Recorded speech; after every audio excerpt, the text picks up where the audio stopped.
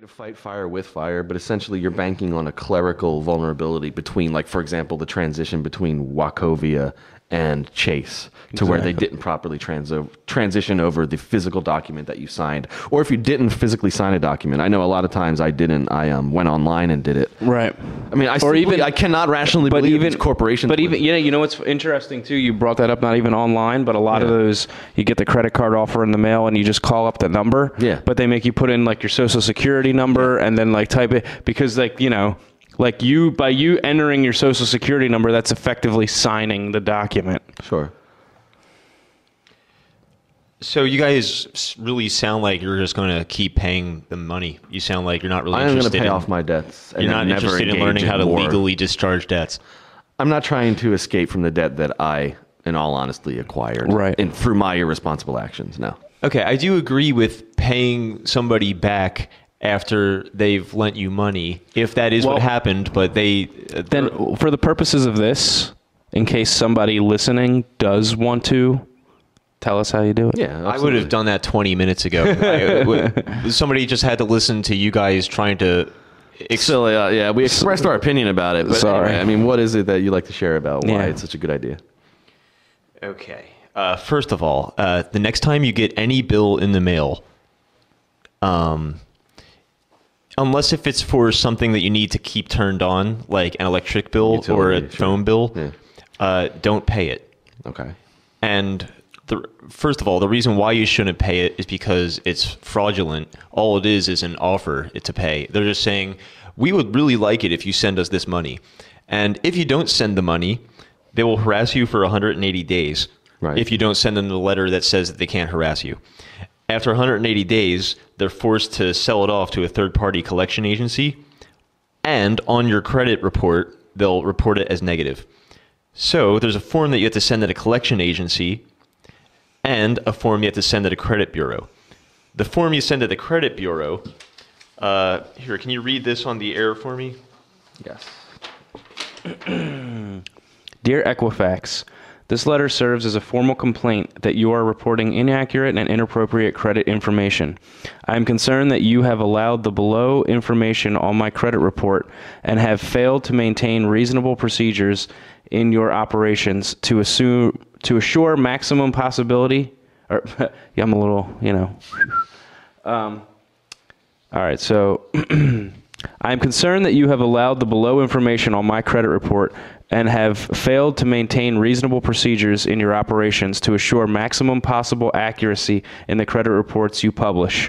Credit reporting laws ensure that credit reporting companies only report 100% accurate credit information. Every effort should be made to ensure the information reported is completely accurate and correct.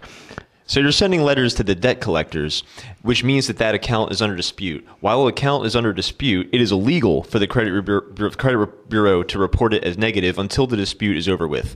So in the meantime, you're going to have a clean credit report. You're not losing any points. Back to the collection agency, they get this letter in the mail. Not only does it say, provide the original document that I signed that says that I'm obligated to pay you, but I also want to see records that show that the balance that you say I owe can actually all be accounted for. I want to see every single purchase that you think I made. I want to see proof that I actually made each of those purchases.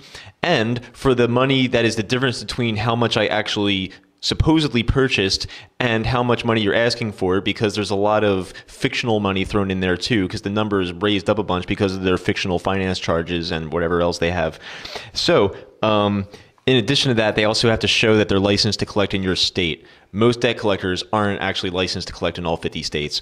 And you have to ask them See, now that I'm completely behind, because they want to be sticklers for the rules. You can be a stickler for the rule. You're not keeping up with your license, then fuck you, buddy. Yeah. You know what I mean? And after 30 days, if they validate the account, then you can settle with the collection agency, because the credit card company already got paid. After it hit the 180-day mark, they got paid your balance from their own insurance. Oh, they have insurance. And in addition, they got even more money by selling it to a collection agency for pennies on the dollar. So they make money off of the fact that you go delinquent. Right. So don't worry about them. They already got the money. I wasn't worried about them to begin with, but... No, we're not worried about that. So if they do validate the account, the very as if in 30 days a debt collector could actually produce all of these things. If they could do that, then you can settle the account and offer them like $100 for your $5,000 balance. Believe me, they'll take it. No, if they don't validate the account, then wait another 15 days, send a follow-up letter. If they are still harassing you, then you have to sue them for violations of the Fair Debt Collection Practices Act. If you have proof that they've been harassing you, you will win. They'll have to throw out the case and the balance. And you can sue them for damages for harassing you. But if they don't keep calling or right, then you got to check out your credit report again. And then you got to send them another letter that says, hey, I won in my battle with the collection agency. Get rid of it. And they have to get rid of it. Now, my question is this. How much would you value all of the time and effort you'd have to put into that ask? Yeah, exactly. And would it be comparable or equal to the amount of money you pay Because this them? does sound like a fair amount of work. And let's face it, most people are lazy. Well, it requires a lot less work than how much work you would have to put into to make an extra thousands and thousands of dollars. Okay, let me put it this way. I owe $22,000. I would go through these methods if I owed $300. Right. Yeah. It definitely sounds real. It sounds viable. All those things you claimed you would have the right to do, you have the right to demand. And when I say proof. I owe $22,000, I just mean within their language. Sure. They're making claims you owe that I owe 22,000 credits this money. Yeah, exactly. Probably they're hoping you pay. I don't actually owe it. It's just that in their words, I owe it. They're making a claim that I owe it. I mean, we all realize that, eventually the only currency will be credit. Yeah. I mean, that will be the only It already currency. is. Our dollar is backed by nothing, and our dollar is the world reserve currency. Yeah. The value of all the other currencies is based on their relationship with the U.S. dollar, and the U.S. dollar is being counterfeited as we speak by the Federal Reserve. I think it's easy to get sidetracked because we're talking specifically about people running up credit card bills, but there's more to this story. You can than do this that. with hospital bills too. You Exactly. can do this with. But anyone using Federal Reserve notes has been victimized by these bankers. That's the point. You don't have to have a responsibly run up debt like I did. Yeah. You know what I mean? And simply by buying a Red Bull at Wawa and using a couple of Federal Reserve note dollar bills to do so, you're aiding the whole fiat currency system. Every dollar exists because the idea of it being a dollar was loaned back to the people at interest. So every dollar you have is really a dollar plus 0.7 interest that Right. you'll never be able to pay back without the printing of more dollars. All right, that's a lot of good finance talk. So And now it's time for a commercial. With that said, send us your money. In Bradford, they run all the state schools in the district. Serco is the model of a modern multinational, and that's why they're the right company to keep us safe. They've been running the UK's ballistic missile defence system ever since it was outsourced 40 years ago. In fact, they look after Britain's entire nuclear arsenal, from creation to decommissioning. But wait, there's more. Serco are so good at running things, they even run time itself. That's right, Serco have the contract for setting Greenwich Mean Time. And Serco just keep getting bigger. Since 1994, they've grown... No, Not even as bad as the aspartame that's in your Diet Cola. Yeah, because in our that's true. country, they want to, and this is what's interesting, they want to push these. Every restaurant must label their food, tell you what the caloric content. Yeah. What about the fucking preservatives that are in it? Are they going to have to list those? Right. Oh, just the calories, because in this country, health is equated with how fat or skinny you are. Right. Well, guess what, Lemmings? It has a lot more to do with than with how fat or skinny you are. How many cancer cells you're harboring in your body has one thing to do with it.